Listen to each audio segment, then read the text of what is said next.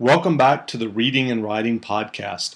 I'm your host, Jeff Rutherford. Stay tuned for my interview with N.K. Jemisin, author of the Inheritance Trilogy, published by Orbit Books. Stay tuned for the interview.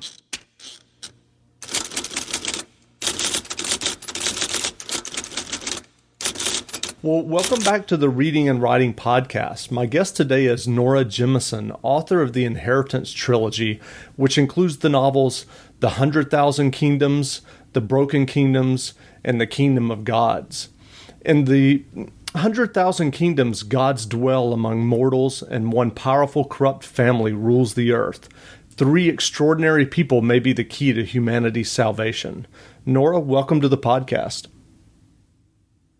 Yes, thank you very much. Hi. Sure. Well, I wondered if, as we get started, I wondered if you could read like the first 3 or 4 paragraphs of the first chapter of The Kingdom of Gods. Sure, that's no trouble. I happen to have it handy.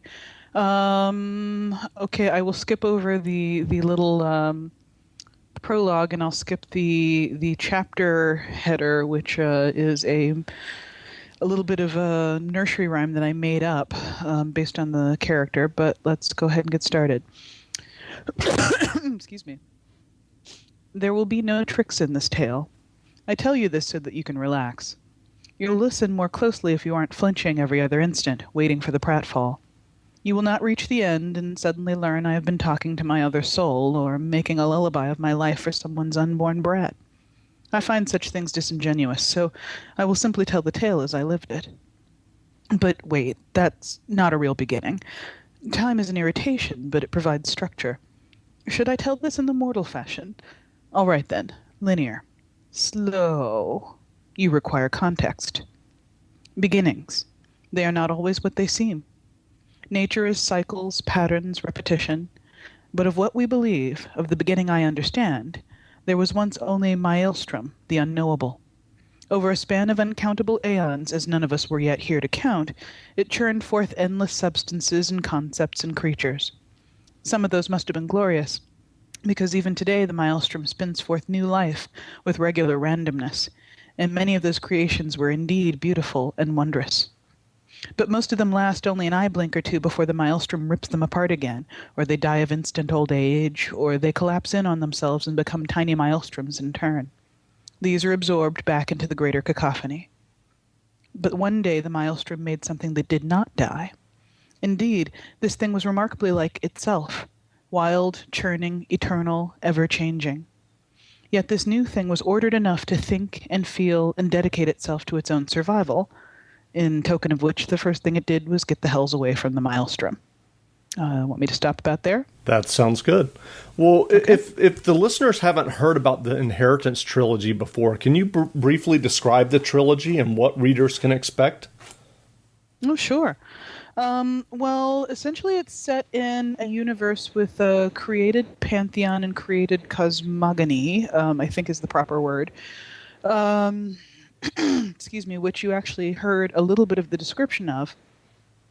In essence, the story is narrated by a godling, which is something like the third order of divine beings in this universe. And that godling, Sie, is explaining how everything came to be. And if I continued reading the whole thing, you would have heard about how the Maelstrom created the 3 main gods, a god of chaos, which was the first one that popped out and got the hells away, a god of order, and a goddess of balance. However, they lived together, they did all kinds of cool things like created the universe, but then they had a bit of a tiff, and bad things happened. The end of the world as we know it, and so on. And as a result of that, by the time of the first book of the series, one of the gods has been murdered. Another god has been enslaved, that is, turned into a human form and given to a human family to endure several thousand years of horrible imprisonment and treatment like a lower class of being. And the third god is ascendant and retains all of its power and is kind of like the one true god because it killed all the rest. And so the story follows that human family, or not closely, but it starts out by following that human family, which has the power of enslaved gods at its beck and call, and it uses them to take over the world and reshape the world in its own image. So each book of the trilogy is from the POV of a character kind of dealing with the aftermath of all this. Great. And I should add that for listeners, that all three of the books are available in bookstores now. So you should definitely check them out. I'm curious, what was the path to publication like for you? Did you always grow up writing? And if you can recall, what was the impetus for writing your kind of first novel length manuscript? And from there, what was the path to publication for you actually having your first novel published? I am one of those people that's always been a writer, like literally for as long as I can remember. I would say I was probably writing stories when I was maybe 7 or 8 and really gave it an earnest effort when I was 9 or 10. When I was 7 or 8, I would write, little silly things and tie them together on cardboard and construction paper with some yarn and call that my published book. But then I decided to try something a little different. And so throughout my teenage years, I wrote novel-length stuff, actually. It took me a long time to write short stories. I started out writing novel-length stuff, and it was the other way around for me from what I think a lot of writers do. And kind of, I never really intended to publish it. I always just sort of did it for fun and as a hobby for a long time. But then when I hit about 30 years old, I decided, okay, let's see what we can do with this and maybe try and make a pro career of it. And at that point, started researching and trying to figure out how do you get published. Submitted my first novel around that time to a publisher, which got rejected. Took a while.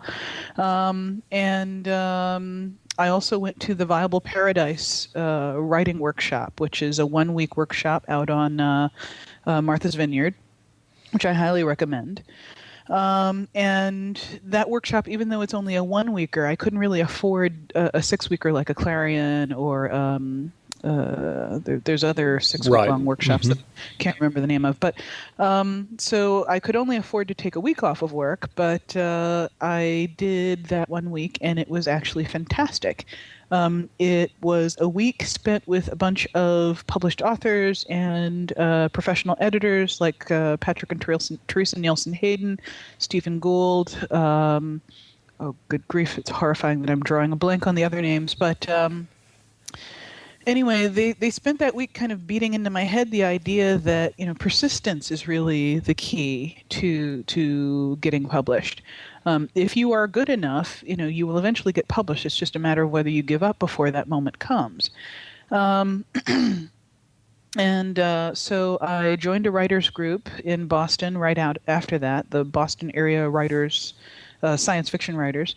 And I think we eventually changed our name to Brawlers because we thought BASF was boring. So I was with them for many years, and they kind of taught me how to embrace rejection. We would have rejection parties whenever we hit like the 50 mark or the 100 mark or something like that. 100 rejections was a beer party. 150 rejections was, full on margarita blast.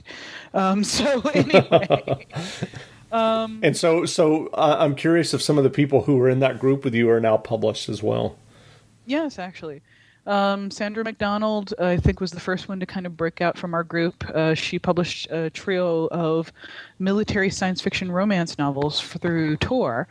Most recently, Jennifer Pelland just published her first novel, Machine, through, I draw a blank on the publisher, Right. That's horrible.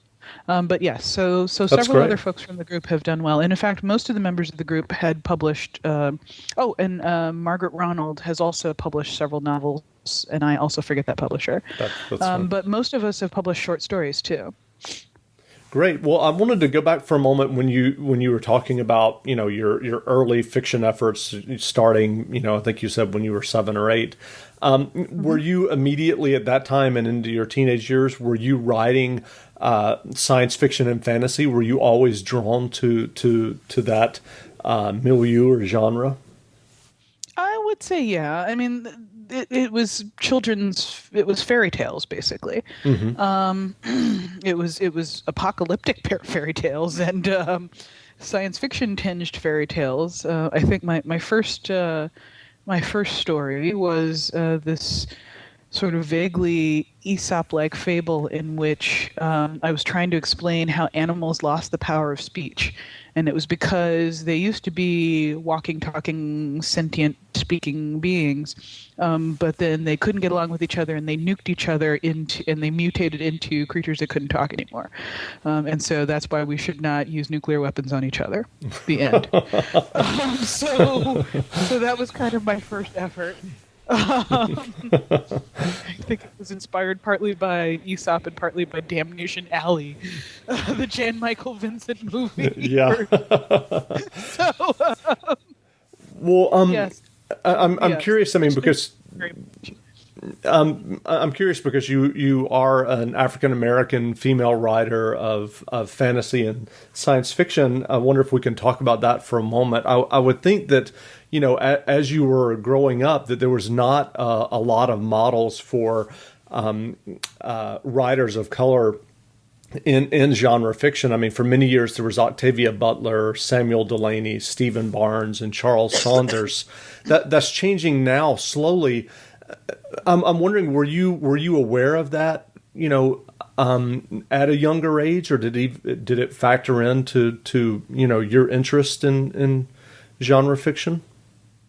It didn't affect me at first, mostly because I was young enough that for quite a while I didn't really have as clear a grasp of how racism worked. I was growing up in mostly in Alabama and in Brooklyn of the 1980s, and so to me, racism was overt, blatant, in-your-face stuff. And it just never occurred to me to notice that I never saw anybody that looked like me in science fiction and fantasy. Not writers, not readers. I'm sorry, not characters. Most of the kids that I knew were also kids of color. Most of the kids that I knew that read science fiction and fantasy, heck, everybody I knew was somebody brown who loved this stuff. But very few of us were really kind of seeing ourselves represented, and it was really only in high school that I started to really feel that. And around the time that I started to actually disengage with the genre because of that, because I started to feel like, well, wait a minute, I love this stuff. I'm giving, so much time and energy to it, and it's not giving me anything back. Maybe I should, try other genres. Maybe I should not be reading this. Maybe it's not for me. Around that time, I started to find things that actually I could connect to. I discovered Octavia Butler kind of like midway through the 80s. Right. And so by that point, I had been writing for several years, but that was right around the time, and I desperately needed to have found her right around that time. I didn't realize I had found her at first because her first novel, I don't know if you knew about this or not, but her first novel had been whitewashed on the cover. So Dawn, the first book of not her first novel, but her first few novels, but right. This was her first novel of hers that I had discovered was Dawn, the first book of the Xenogenesis / Lilith's Brood trilogy, which depicted 2 white women on the cover when in fact one of them was black. And it was really only as I started reading that story and realized about maybe halfway through the story or maybe a quarter of the way in that, wait a minute, something's not right here. And also, wait a minute, hey, I think this author's black, but then there was no author picture. And there was no mention of it in her author bio. They had done a fantastic job of kind of hiding that aspect. That's when I started to finally realize it. And also around that time, a friend of mine introduced me to ElfQuest, which was by Wendy Peeney, a fantastic independent comic book that eventually started to have black elves in it, or Indian-looking elves or something. And I began to realize, wait a minute, fantasy does this too. This is not just a science fiction issue. This is a fantasy issue too. Why is it that, we never see people that look sort of at least slightly brown in Dungeons and Dragons, in the epic fantasy? Well, we do. We see them being killed, but that's a whole other issue.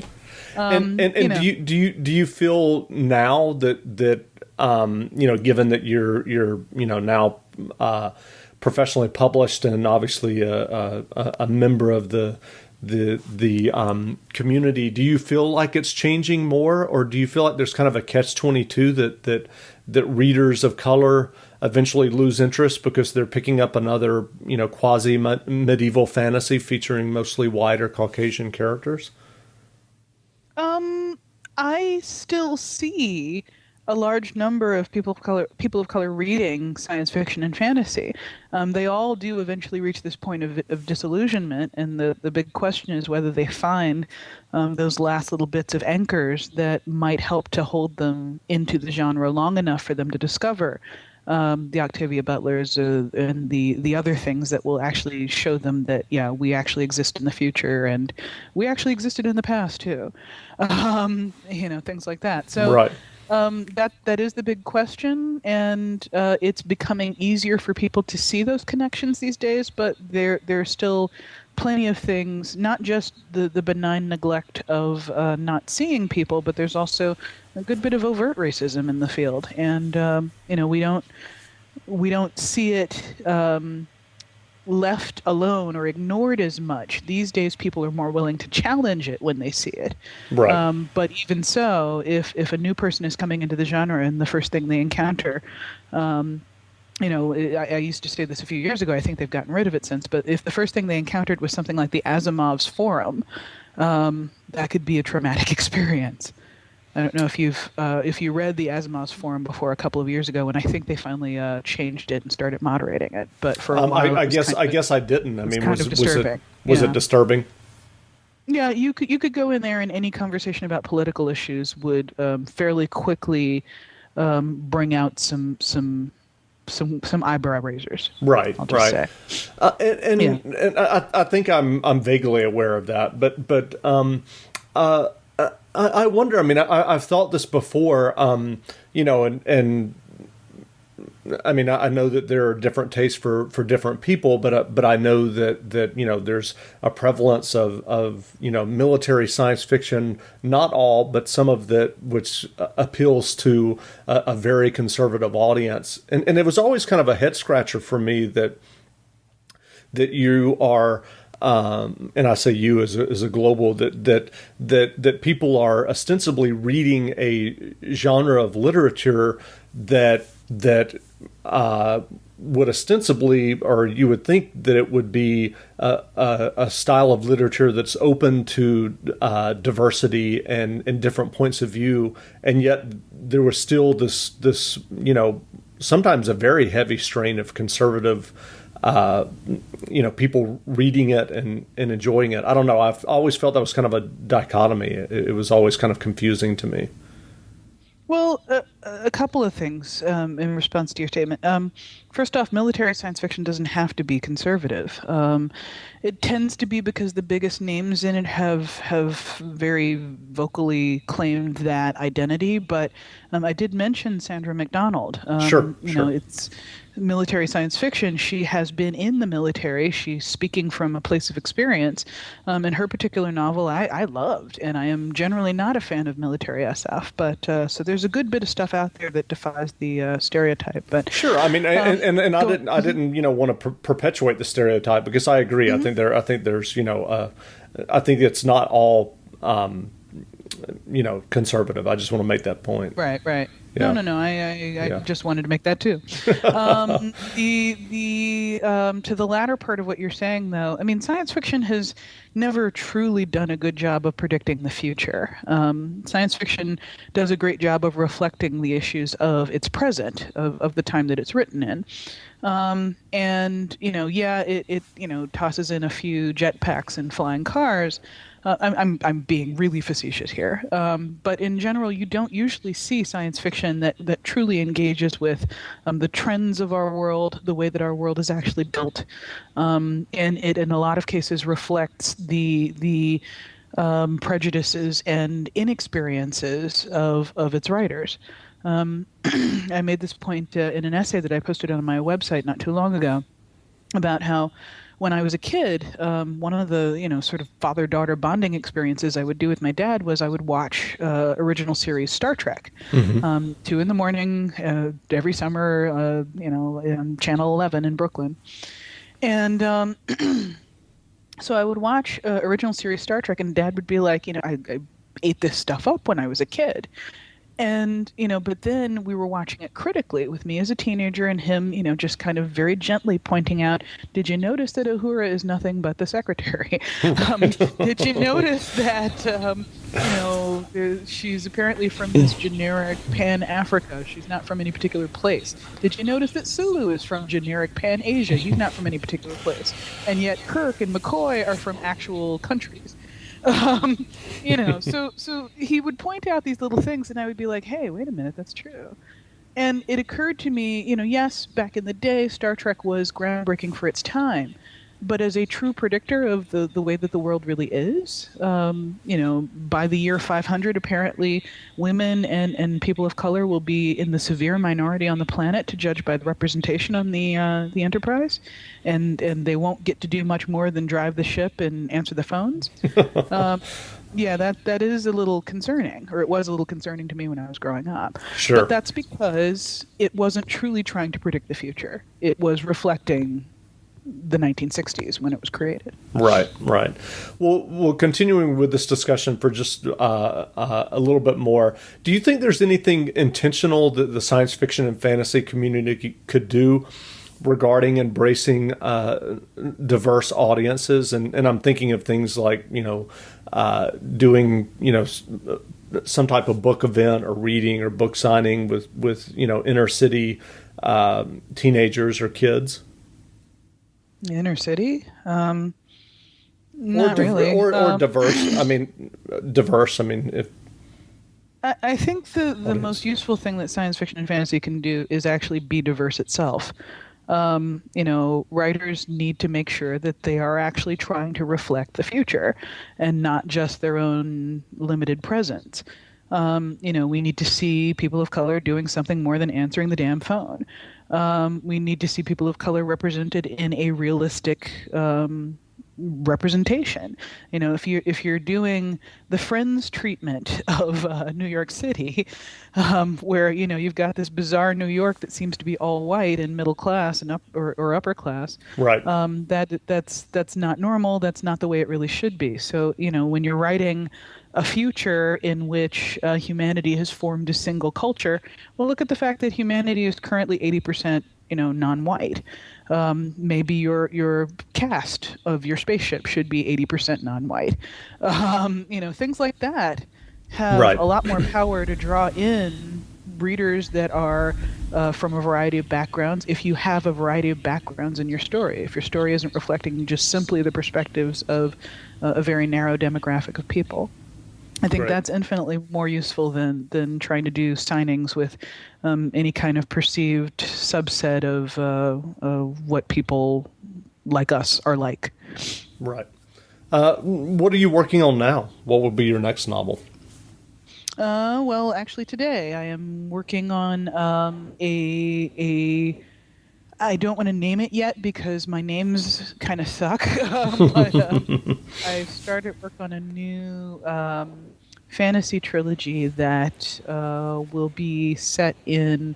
Well, I don't know yet that it's going to be a trilogy. It kind of feels like a trilogy. But I started work on a new fantasy novel that will be set in another secondary world, one that is extremely seismically active and with a magic system that is very much seismic based.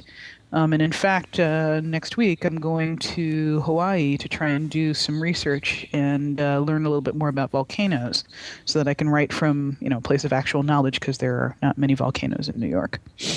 Wow. That's a great trip. Yeah, well, I'm hoping I can actually make it useful because I can't afford to stay for very long, but Right. we'll see what I can get out of it. Great. Well, what is your writing process like? Do you outline extensively before writing, or do you write more organically? I have learned to outline over time because otherwise then I just kind of write in random directions and end up erasing a lot more. um, but my outlines are so loose and I veer away from them whenever a new idea hits me. So the outline is really more of a very, very vague sort of thing. But yeah, I mean, my outline, I outline before I write each novel, so I have a general direction of where I want to go. Um, and then I go somewhere slightly to the left or right of that. Great. Well, what tips or advice would you offer for aspiring writers? That same thing that I was told at Viable Paradise, persist. It is important to be a good writer, but it is also equally important to be someone who believes in him or herself and continues to try and push to try and get to break in to get that foot in the door, and does the things, professionally speaking, that are necessary to help get that foot through the door. Go to conventions, talk to people, try to publish short stories as well as novels. That will help to get your name out there. But ultimately, the bottom line is you cannot let rejection or you cannot let any sort of negativity stop you. Anything that suggests that it's not right for you to be here or it's not right for you to keep doing this. Unfortunately, you have to kind of ignore that and keep doing it. It helps if you have friends that will take you out for a drink when you have 150 rejections. Good advice. Well, Yes. where can people find more about you online? Where can people find you? My blog is NK Jemisin. That's NKJEMISIN.com. And my blog has samples of my novels, or samples of my published novels, sorry. My links to where my short fiction, if it's on the web or is freely available, can be found. And just me blathering on about lots of things. So that's the easiest place. Great. Well, again, we've been speaking with Nora Jemisin, author of the Inheritance trilogy. The books are available in bookstores now, are available for download as ebooks. And Nora, thanks for doing the interview. Yeah, sure. Thank you.